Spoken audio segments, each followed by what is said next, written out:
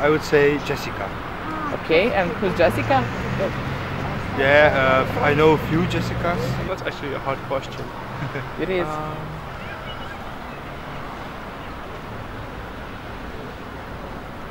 Koje je za vas najljepše ime na svijetu?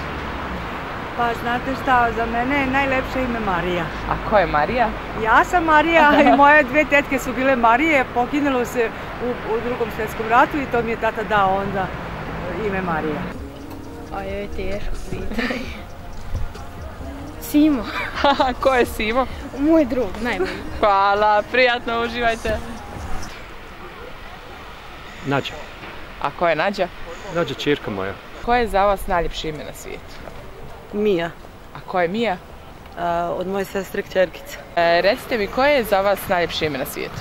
Najljepše ime Ana ili Jelena, standardno ovo naše. A ko su Ana ili Jelena? Ana i Jelena su moje najbolje prijateljice. Najljepše ime na svijetu.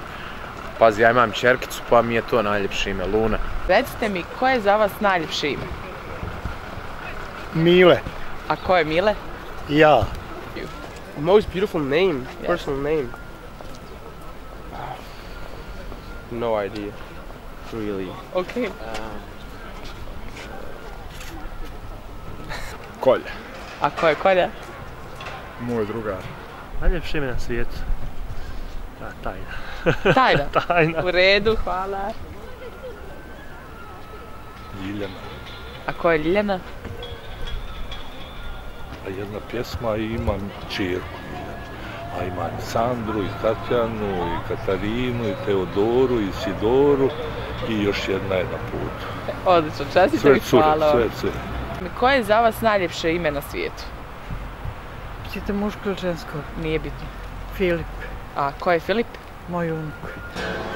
Ja bih rekao da je najljepše ime Jelena. A ko je Jelena? Čerka. Hvala, to je to. Žensko ili muško? Nije bitno. Marija. A ko je Marija? Ja. Teodora.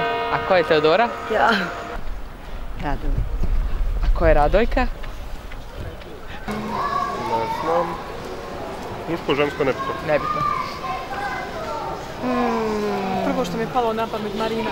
A vi? Selma. A ko je Selma? Sestra. Ako kažem ime moje kćerke, što se to pika? Eleonora. I koje je za vas najljepše ime na svijetu? Katarina, A ko je Katarina? moja kćerka. Hvala, to je to. Prijatno. Hvala, prijatno.